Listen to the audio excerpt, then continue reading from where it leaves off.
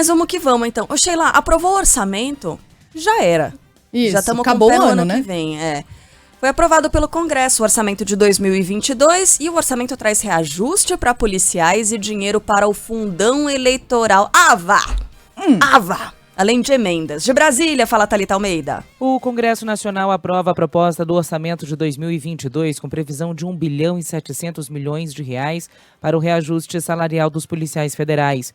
O aumento do salário da categoria foi solicitado pela equipe econômica do governo federal a pedido do presidente Jair Bolsonaro. Na Câmara, o projeto de lei teve 358 votos a favor e 97 contra. No Senado, 51 parlamentares foram favoráveis ao texto final e 20 contrários.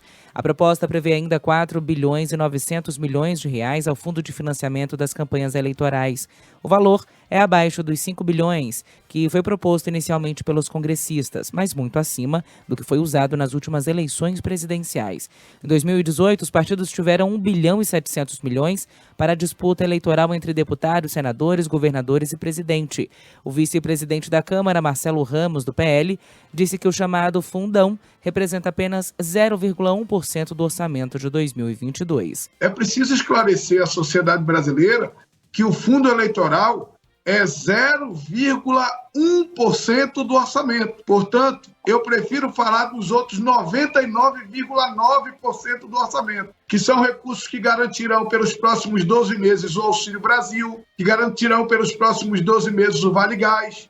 As chamadas emendas de relator terão uma fatia de 16 bilhões e meio de reais do orçamento de 2022. O projeto de lei agora segue para a sanção do presidente Jair Bolsonaro. É fácil fazer assim, colocar os pobres na frente, né? Colocar quem precisa ali na linha de frente para justificar todo tipo de aprovação, de gasto, ó.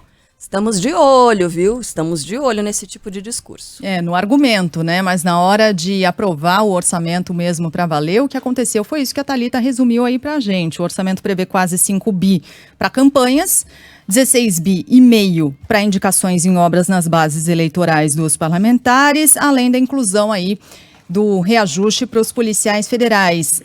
Aliás, isso já vem provocando algumas reações, né? Porque outras categorias, como já era de se imaginar, começam a se manifestar em relação a isso, né? Também reivindicando os seus reajustes. Sobre isso, a gente vai poder conversar mais com o Rodrigo Orengo, de Brasília, logo mais também com a Juliana Rosa, falando de todos os efeitos para a nossa economia. Mas falando desse reajuste aí, os auditores da Receita Federal, sem reajuste, decidem promover uma debandada. Mais de 20 já pediram exoneração, decisão tomada depois do governo cortar recursos do órgão para bancar o aumento concedido aos policiais. Os auditores ainda protestam contra a falta de regulamentação de um bônus por eficiência da categoria. Para o economista e colunista da Band News FM, José Roberto Mendonça de Barros, o orçamento de 2022 mostra a prioridade dos parlamentares. Que essa prioridade é o quê? São os pobres? É quem precisa do auxílio emergencial? Mostra que essa prioridade é a campanha eleitoral. Segundo ele, os descontroles com dinheiro público já trazem impactos negativos e significativos. Não é coincidência que, concomitante a essa discussão toda, a gente veja essa pressão bastante grande no dólar. E o dólar mais caro também é a inflação mais alta.